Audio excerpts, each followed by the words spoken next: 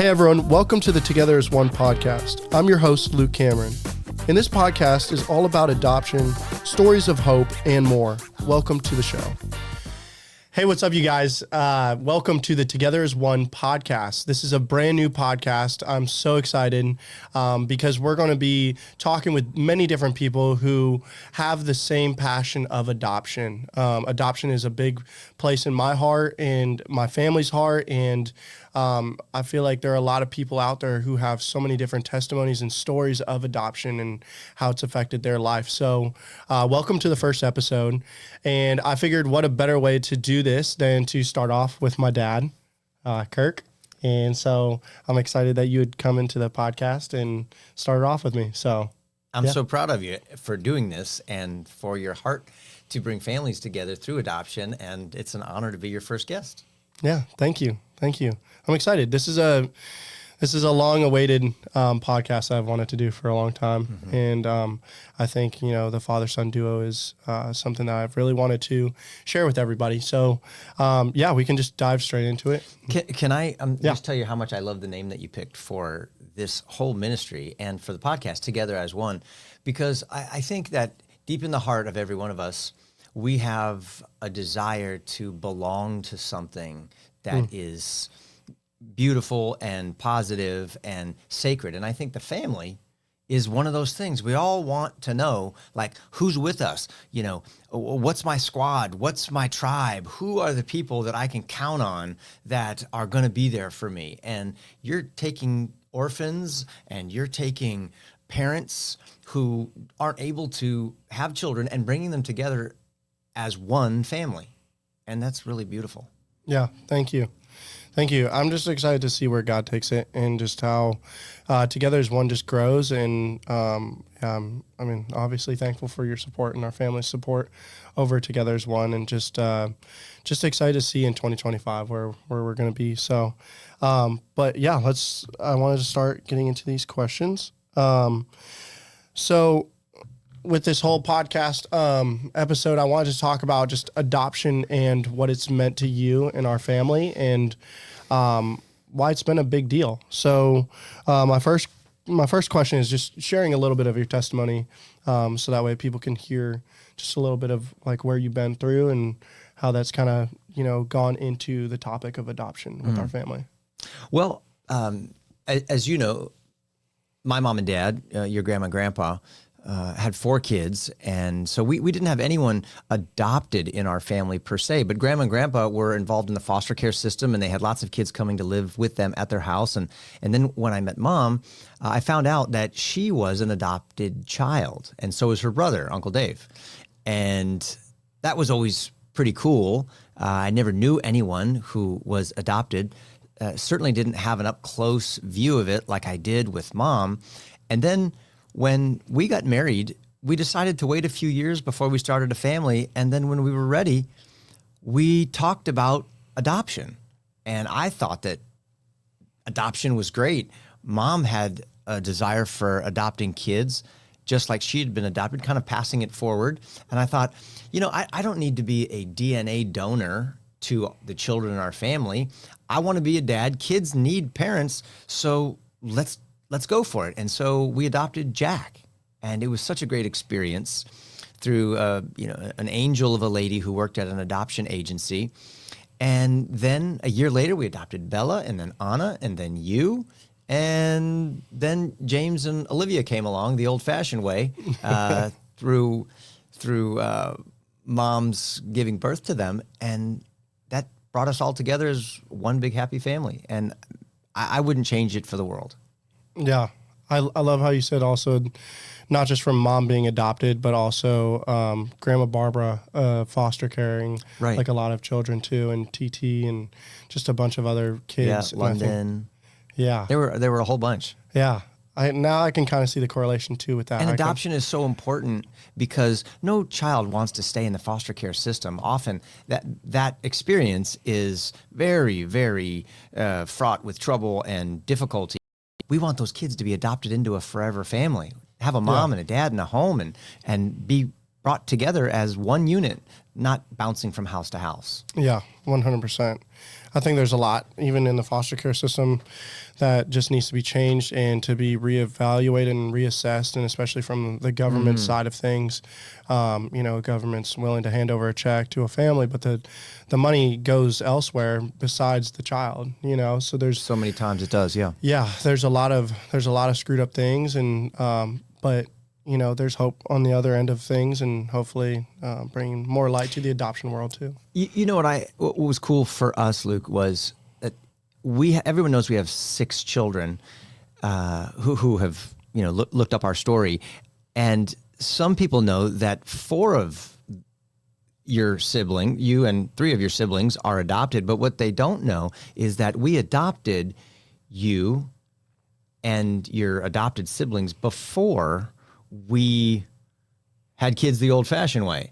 And it's often the other way around. Or parents who are not able to have children adopt children as sort of like a second option. Well, we can't have our own kids, so we'll adopt. We were like, no, this is our first choice. We want to adopt kids because that's super special. And I know we'll talk more about that, but it ties into our faith because God adopts us into his family. Mom was adopted, and this was really what we wanted to do, not something we backed into doing because our first option didn't work out. Yeah. So with that being said, a question that comes to my mind is, how did you kind of tailor fit to each child, especially with the differences that each child had through a different adoption story? So you see your family, our family, having so many differences, but yet tending to each child in a specific way. How is parenting in that aspect? Well, that's a good question. I'd never been a dad before, so it was on-the-job training. Yeah. It was like learn as you go. I don't know how to do this. I don't know how to adopt. I don't know how to be a dad. I didn't know how to be a husband. I was figuring it out as we go. And that's what life is. It's this great big adventure. But if, I believe, God is your guide, if Jesus is your Gandalf, he'll lead you through the wilderness and Mordor, and you can take on the Saurons, and you can take on the Balrogs, and you're going to be okay because God is good and he is powerful, and he wants us to take care of kids who don't have parents and homes. And he wants us to have healthy, happy families. So as far as all of you being different, that's just straight parenting for everybody. Some kids are going to have strengths where others have weaknesses. Some are going to be, inclined toward academics, and others inclined towards sports. Some are going to be more like mom. Some are going to be more like dad. Some might be like neither one of us. But I think God works all that together to help us all grow and mature and become better people. And there's no more challenging thing to do than to start a family, to get married and to raise kids. But there's also nothing more beautiful or more important and valuable. Yeah. It kind of brings me back to the Bible verse. So it says he is the vine and we are the branches. Kind of everyone has a different role of their strengths and weaknesses being used ultimately for God's glory. But in a family, you kind of play up or play down each person's strengths and weaknesses and how they are able to, utilize those. Yeah, I love that answer. So another question I want to ask, and a lot of people see this in today's world, we're so divisive over so many different subjects and world problems. How is having a diverse family important, and just what does that kind of mean to you? I think you're absolutely spot on. There are people who just seem to be born to fight. They like to debate. They're just always at each other's throats. I was over at Debbie and Big T Anglin's house the other day, right? And while we were there having dinner, he was throwing out all these southern phrases. Oh man, that dinner was so good. I'm fuller than a tick on a coonhound. And he threw out one I'd never heard before. He said, and we were talking about arguing with people who have a different political or religious opinion than you, and they just want to fight. He said, let me tell you, remember this, never wrestle with a pig, because you'll just get dirty and he'll enjoy it. And I thought, that's good advice. You wrestle with a pig or somebody who just doesn't want to be good, and they just don't want to get along. You're going to wind up rolling around in the mud. They're going to love it, and you're going to get really, really dirty. One of the things that I've found to combat people who are divisive, to use your word, is to show them what unity and togetherness looks like. And hopefully they'll see that and go, dang, I'd like some of that. Yeah. And I think one of the ways we can do that is by just living our life peacefully, lovingly, and instead of arguing, just go, oh, that's interesting. And then let them see how our family can have black, white, brown, different Hispanic. different ethnic backgrounds, different strengths and weaknesses, challenges, different gifts and talents, and see how we can all work together as one family. Look, there's the name of your ministry again, Together as Together One. as One. Yeah. And they can see that, you know what? When you love God and you love his ways and his word, you don't have to be at odds with people. You can work together for the good. Yeah. Unity and love follows along when you love God and you have a system where even if there is a disagreement, love is the basis of that disagreement. And you still choose to love somebody, even though you may disagree with them. You can choose to agree to disagree, but there also is the mix of standing up still for truth, and right. 100%. I think that we got to have convictions. Convictions, yes. Yeah. So, and that's tricky. To stand for convictions and say what's true in love, but also have compassion with people and say we can agree to disagree. And that's where I think we need God's help, because he does it perfectly, right? Like, he doesn't compromise his standards. His standards are perfect. But what he does is he says, I'm not going to give you the punishment you deserve when you come to me in faith, in humility, in repentance. I'm going to provide a way for you to find forgiveness, and my love will cover over all of your sins. So how do we do that with each other? That's the challenge. And I think that's why we need to be in a relationship with God, so that we can stay in relationships with people with whom we disagree. Yeah. And I think that starts in the home.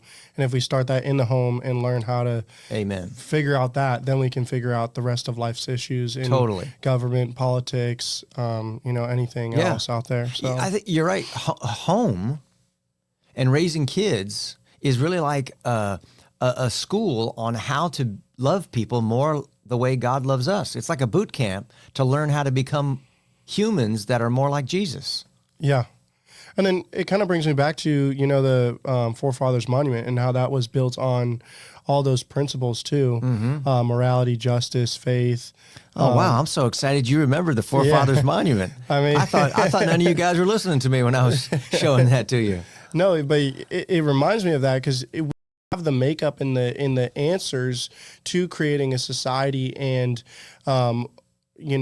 obviously we're imperfect as people. So, our society is not a perfect functioning society, and that's what we have that joy to wait for heaven, down the line. But doesn't mean that there's no point on working on those things in our home, which filter out from our home to society. That's right. And then we can fix those issues and tackle them one by one. So, man, I think you're right. Well said. Yeah. Okay. And so another question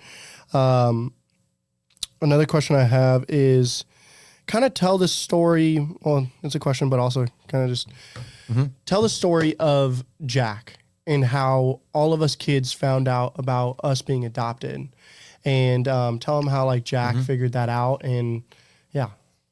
Well, there was once this little boy named Jack. He went outside and he found a beanstalk, and he decided he would climb up. No, that's a different Jack. All right. Our Jack, so his name's John, but we call him Jack as a nickname. I forget that a lot of the time, I'm not going to lie. That's right. Mom has a secret name too, but nobody knows. We can't say what that name is. So we adopted Jack, and we had also we got Bella and Anna, and then also you, and Mom was pregnant with Olivia, and you were all in the big blue Ford 15 passenger van going through Malibu Canyon to the beach, and I think Jack was in his car seat, and the rest of y'all were too, and Mom was 9 months pregnant, just getting ready to burst, and you guys were so excited about the fact that there was a little baby inside of Mommy's tummy, and you'd never seen this before. It was some sort of like a magic trick or something. Like, really? There's a person inside Mom's tummy? Like, how does it breathe? When is it coming out? Is it a boy or a girl? And then Jack asked the question to Mom, and she said, yes, Jack. She saw his little face in the rearview mirror as she was driving. And right there in his car seat, he said, Mom, whose tummy was I in? And Mom stopped, kind of in her tracks right there. And she just took a deep breath and said a silent prayer and just said, oh, God, give me the words to say. Because this was the moment she knew would come one day. And it's where Jack could process what it meant to be adopted. Now, he'd always heard that he was adopted. We'd read stories to you guys about being adopted and how beautiful adoption is.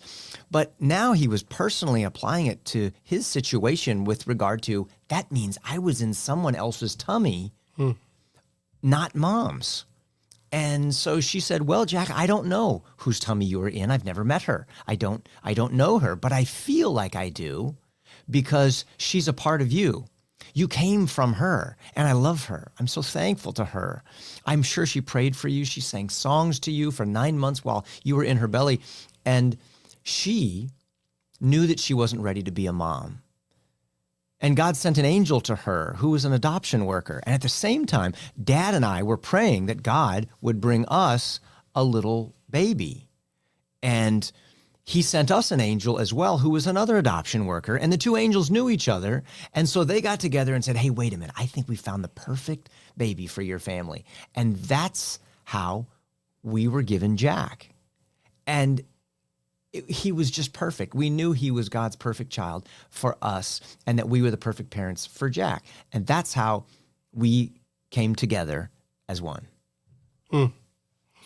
I love that. I love how Jack just was like doing his coloring book too. And then he just asked that question to Mom and was like, hey, what tummy was I in?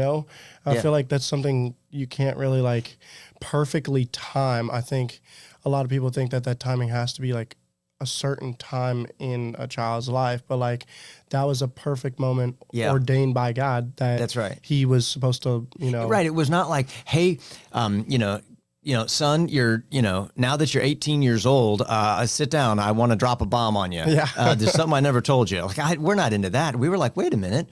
Jesus was adopted by Joseph, who had a wife who had an unplanned pregnancy. From her human perspective, she woke up one morning after being told, you're pregnant with a baby who's going to save the world.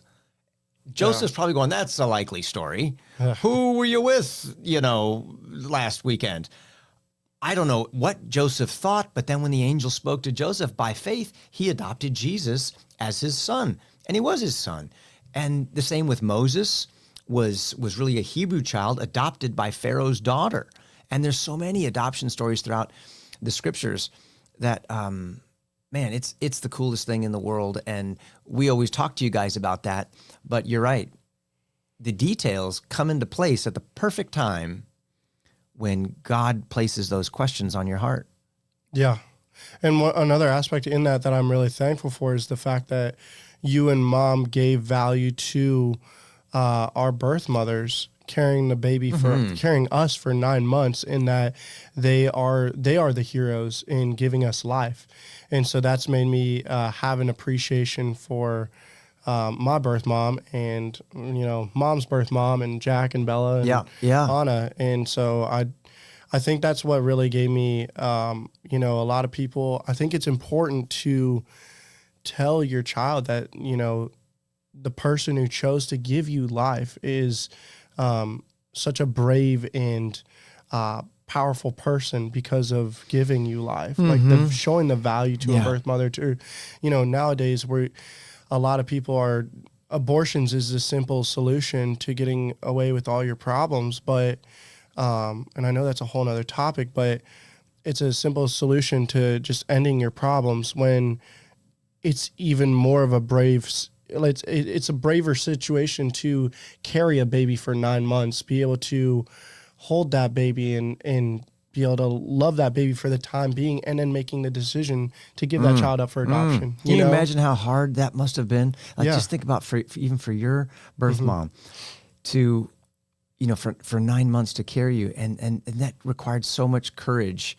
And she probably had so many questions and fears, and what if this or what if that happens? And am I doing the right thing? Oh God, I'm not sure that I'm making the right decision. And you know what?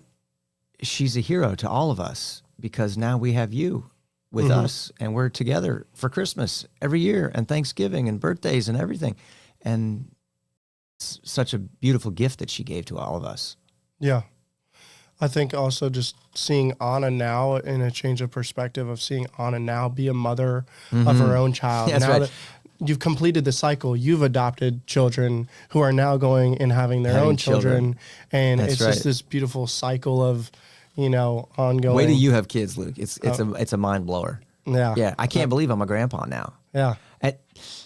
Can I tell everybody my grandpa name? Yeah. Okay. So I'm thinking, oh, wait a minute, I'm a grandpa now. I can't believe, wait a minute, I'm a grandpa? What am I going to have my grandkids call me? And, in the South, you kind of got some funny names down here. Peepaw, Pawpaw, Pappy, all these kinds of things. G-Paw. And I was thinking, well, I don't want something goofy like that. I'm really looking, sorry, any Peepaws out there. I'm not saying that you have a goofy name. I'm saying for me, it kind of feels like it's the wrong size shirt. It just doesn't fit me. And I thought, well, I'm going to ask some other people. And some people had some cool names, but somebody said, you know what my dad calls my kids? He makes them all call him Chief. And I thought, Chief. That explains every single text you send. Cool. That explains that. Every single time we're in a group message, in a family group chat, you always say Chief. Chief. So, and I didn't understand why you're saying that all the time. That's right. You can tell Chief anything, sweetheart. Whatever you say to Chief stays with Chief. There you go. I'm your guy. Oh man. Oh, that's funny. Well, I want to ask you just 2 more questions. Yeah. So this is fun. You could ask 10 more questions. Yeah. And then I got a couple questions for you. Okay. So a lot of people face a lot of challenges with adoptees, trying to figure out, how to handle your adoptive child. Sometimes you guys called me Sidewinder growing up, and I was always, was a troublemaker and always whining and complaining. Like, how do you, I guess, what has been your biggest challenge in raising adoptive kids, to what fruit have you seen come from raising your adoptive kids? And well, really, all of us matter, as Olivia and James do too, even though they're not adopted. But what is like the biggest fruit, I guess, you could see from all that? Isn't that kind of funny how Olivia and James, they're not adopted, so they're kind of like the odd ones out. They're kind of like they're the minority of the group of all of us kids, right? They're because there's 4 of you who are adopted. Well, raising a Sidewinder has got lots of dangers. Now, for those of you who wonder, why did I call him Sidewinder? That was actually me who came up with that idea, calling you Sidewinder. We lived in Southern California for most of our life until we moved to Tennessee, and we've got rattlesnakes out there. And one of the kind of snakes that you can see out there in the West, in Nevada, in the desert, is a Sidewinder, and they'll bite you. So you got to be careful. But I think you used to stumble down the stairs as a little tiny kid, and you're trying to catch your balance, and so sometimes you would sort of like stumble down sideways until you were totally awake and you got your wits about you. And I just thought it was so cute that I called you Sidewinder as a little kid.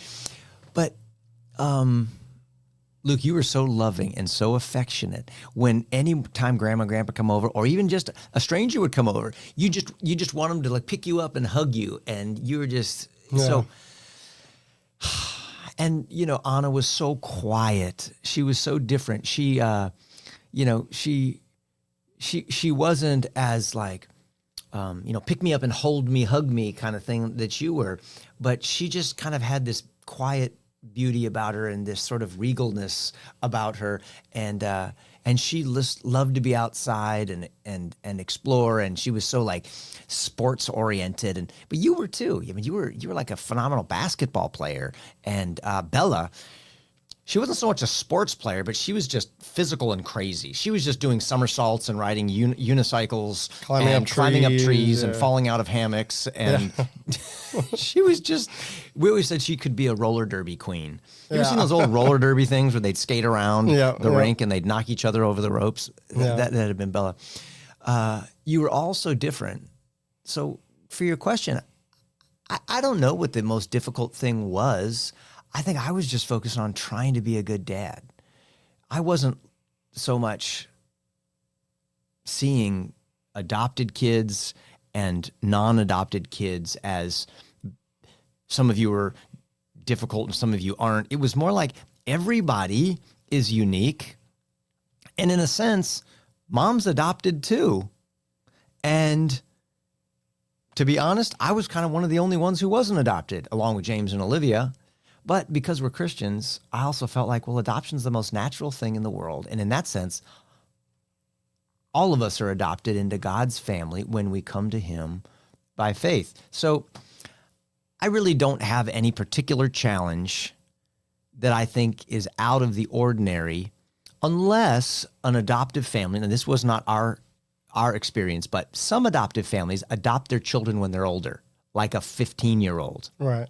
Now, they're going to come to your family with a whole set of mental, emotional, physical, experiences that have shaped the way that they think. And if that wasn't the same as your family, well, then there's going to probably be a huge learning curve. But for all of you, you came in as infants. You were all babies, and we all grew up together and grew together as one family from the beginning. So to me, it felt as natural as any other family. Yeah. And when you see that too, I watched this, it was on Instagram or TikTok or something, but it was saying that everyone's living life for the first time. So in parenting, you're never going to get it fully, like there's no instruction manual to get it right the first time. Exactly. So there's a lot of grace with all of us is making sure we understand that to be able to give grace out more often than we really do. Yeah, we all need it. And think about it. I didn't become a Christian until I was 18 years old. God didn't adopt me into his family till I was already an adult. Yeah. So I had so much to learn. I didn't fit into the Christian family of God. I was an atheist. And so, wait a minute. It sure would have been a lot easier, I think, if I was in the Christian family by the time I was a baby. Then it would have been normal. But I had to make an about face. And all of a sudden I go from an atheist to a Christian, and I was adopted as an adult. And so that's why I know that people who adopt adult kids or teenagers, that can work too. Yeah. If they do what you said, which is we've got to show grace, the same kind of grace that God shows us. Yeah. I think I didn't really see it in that light too. I didn't either till just now, and you said that, it made me think of it. Yeah. Wow. That's an interesting food for thought. Wow. But yeah, I feel like, even too, as an adoptee, you never get the relationship perfectly right with the parents either. Like the kid has to understand that, hey, whether it's at 15 years old or infancy or whatever stage you adopt a child, that's where it takes on our part as adoptees to understand and even if you're not adopted, but understanding, hey, like they're living life for the first time. Grace needs to be given. Parenting, you only get one go at it, and you really just you pick it up as you go. That's right. But yeah, it's harder than you think. Yeah. You'll find out one day. Oh boy, I don't know how I'm gonna tackle on that. But one last question for you that I wanted to ask you: what does two more questions. What does the Bible say about adoption? How do we take that from a biblical view? Obviously, you can use these terms like you say up on stage, you're grafted into Christ's family. Mm-hmm. before I formed you in the womb, I knew you. Like, what would you say biblically? How does that tie into adoption? Yeah. Well, I happened to bring a Bible with me this morning because I wanted to show you something that somebody gave me at coffee the other day. I'll tell you the whole story later, but it's a Bible, and essentially, I think adoption is from the Bible's perspective is the way that people become part of their true family. It's the way we become part of God's true family. I'm a son of God, according to the Bible.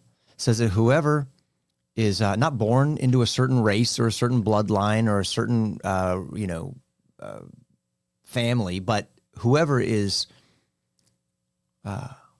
whoever receives Jesus Christ as their Lord and Savior, to those people, God gave the right to be called children of God. So I become a family, part of the family of God when God calls me his son through adoption. In the book of James, the Bible tells us that true and pure religion is taking care of widows and orphans in their time of distress. Well, how do you do that? Well, if I'm going to take care of an orphan, that's someone who doesn't have a mom or dad. That's a fatherless child or a fatherless child. I think the idea there is maybe the father got killed in war, or maybe something occurred to where this child now doesn't have the provision and protection that he needs or she needs to grow up.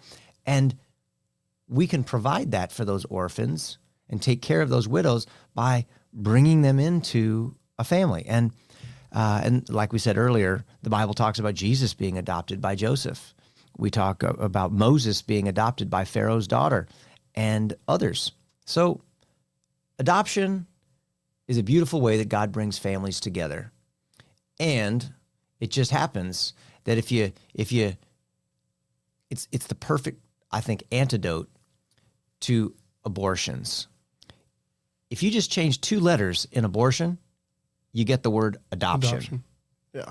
And I hope, Luke, that through your efforts with Together as One, people will see adoption as such a beautiful option that if they find themselves with an unplanned pregnancy, that the bravest thing they could do, the most godly thing they could do, and the most selfless thing they could do is to choose life for that baby.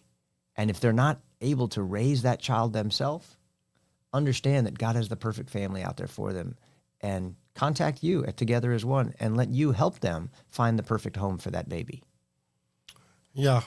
I love what you're saying. And I think that, and you know what else I love? I'm sorry, could I? Yeah. I didn't mean to cut you off. Go ahead. No, I was just going to say that in addition to what you're saying, I think especially as men, getting behind, these women who have unplanned pregnancies, getting behind them and supporting them. And what better way can we take as society as a part into this is being there for a young mother who has an unplanned pregnancy and showing her that there's power and authority behind having a child that is unwanted, but God wants us every single time. Like, God's going to choose us, his people.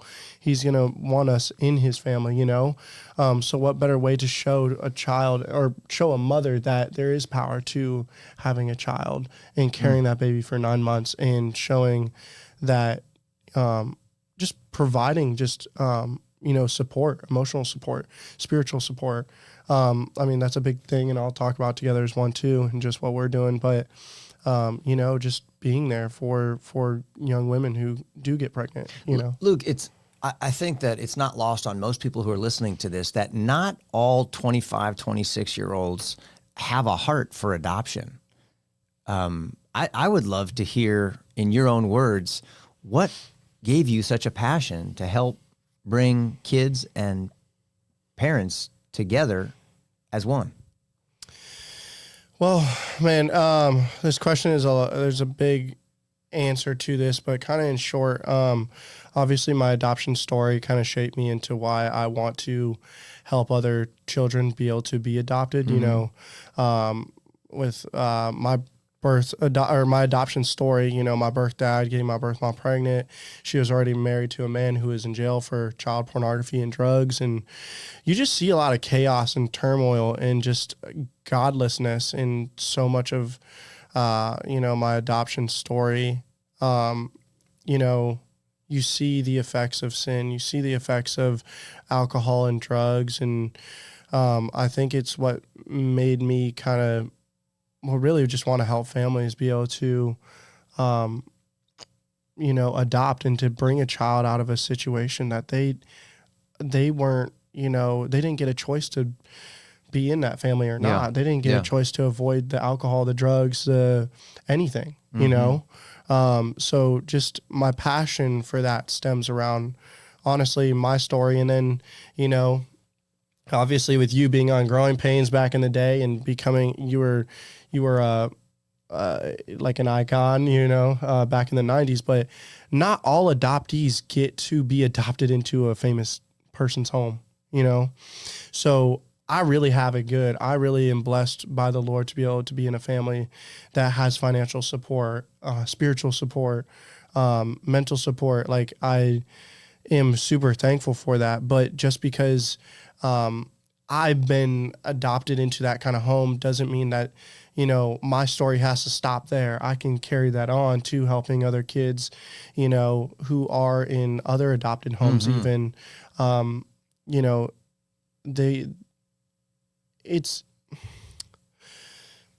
I want to just say, like, I'm just like one kid in a million that really gets the life that I, you know, God really blessed me with. And I just want to be able to, you know, share that on with other people, with other adoptees, and encourage them in their story, even though it may not be easy, and even in their adopted home, whether pre or post adoption, just that, you know, it's a blessing by God to be able to be adopted, you know, from a earthly standpoint, but a heavenly standpoint too. Yeah.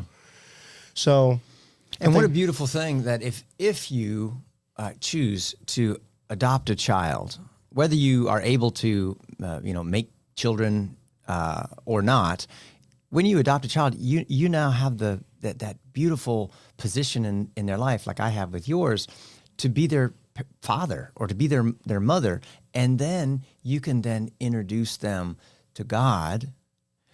Whereas, think of it, you may not have grown up in a home where you heard about God at all, and you could be out there trying to do your own thing, like I did as a young man. Thank God someone shared the gospel with me. And, you know, if you adopt kids, you can share the gospel with your kids, and you can lead them to Christ, and they can be adopted twice. So you think about you, Luke, you know, you've been adopted twice, not just once. Yeah. Physically, you know, and then spiritually. Yeah. Yeah.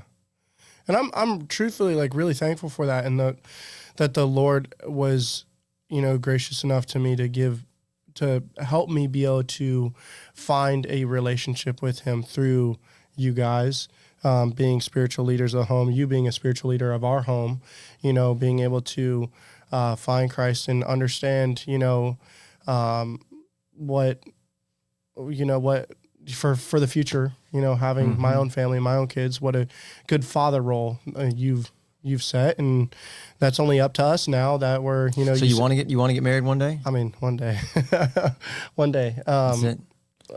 And you want to have kids? How many kids do you think you'd want to have? Probably like 4, to be honest. 4. Right. I want to have 2 of my own and then adopt 2. And you want to adopt? Yes. But that's awesome. Yes. I mean, that makes me feel so good that, you know, you think of adoption so highly that you're not only helping other people adopt because you're grateful for adoption, but you want to actually adopt yourself. Yeah. And that's awesome. I think it's just a beautiful way to complete the cycle and to just help kids out there who need a better home. So. And one of the other things that I'm so thankful for with Together as One is that you're helping people with the biggest hurdle to adoption. Yeah. It's not just being on board with the idea of adopting. A lot of parents say, I want to adopt. I just can't afford it because it can be expensive.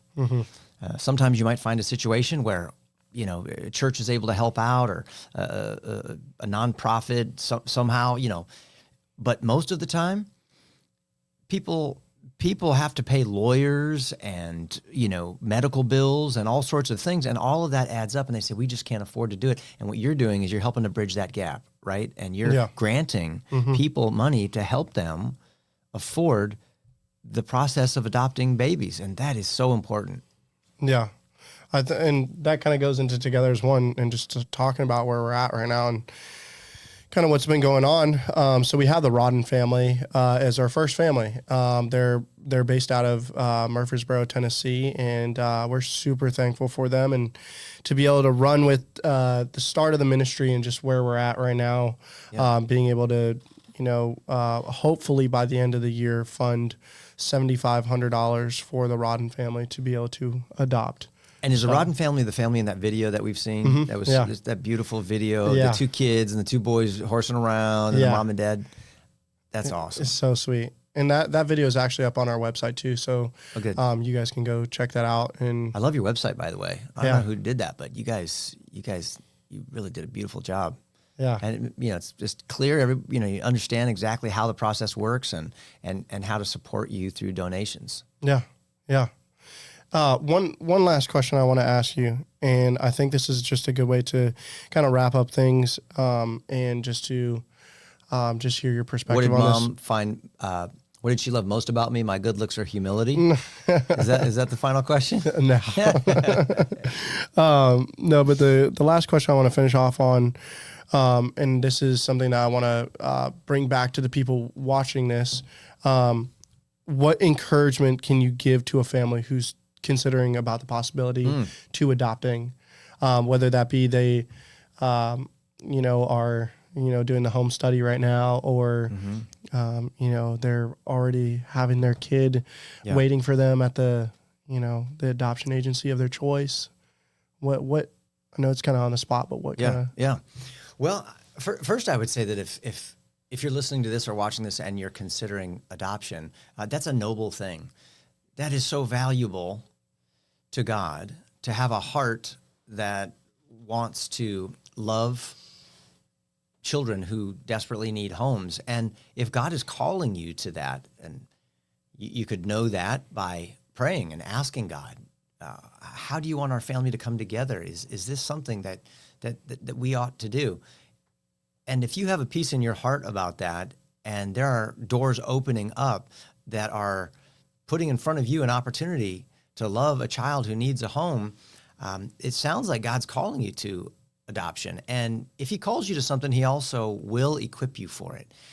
He's not going to call you to go somewhere and then not give you what you need to be able to do it well. And so I believe that you can have faith and move forward. Obviously, you don't want to get too far over your skis and crash and burn, but take it one step at a time and say, okay, what's the next step? And I'll just walk through this door. I'll just do the next thing. And before you know it, I think you'll find that God's writing a beautiful story. And if you end up with a child that you're able to adopt, consider it a great gift and a sacred privilege.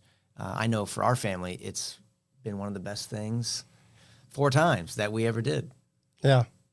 And I'm thankful for it. And this is just a testament just to, God's grace, his just working of our family, and how he's just made us just one big happy family, kind of like your modern day Brady Bunch. So yeah. With a few fights thrown in every once in a while, a little drama here and there. But yeah, so, well, thank you for doing this podcast. And so really quick, like I said, Together as One, at the end of the year, we are looking for $7,500 to be able to grant to the Rodden family. So if you guys want to get involved with that, we have our website, togetheras1.org, and we are trying to raise that money, here soon. So and you have a good amount of it raised already. Yeah, we actually have, in total right now, we have $5,000 saved for so only the $2,500 left. So, that's awesome. Yeah. So you guys, if you guys could, pitch in and help help change the Rodden family's life and their story of adoption. So with that being said, if you guys just want to just continue, as I say every single time we share about our ministry, the 3 P's: prayer, provision, and people. But the most importantly, prayer. Just praying over the ministry and where we're at, and that's gonna help continue pushing us forward. So, thank you guys for listening, and we'll be back next week with a new podcast. Thank you. Hey everyone, welcome to the Together as One podcast. I'm your host, Luke Cameron. And this podcast is all about adoption, stories of hope, and more. Welcome to the show.